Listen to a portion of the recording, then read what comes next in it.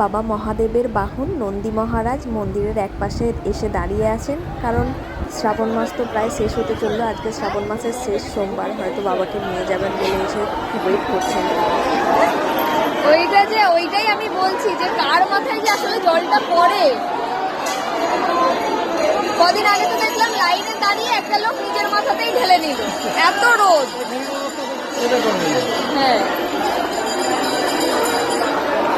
আজকে শ্রাবণ মাসের শেষ সোমবার, দুপুর এখন বাজে প্রায় 2:45 বাজতে যায়, আর মন্দিরের এই অবস্থা। মোটামুটি প্রচুর ভিড় আছে, এখনো মোটামুটি প্রচুর ভিড় আছে।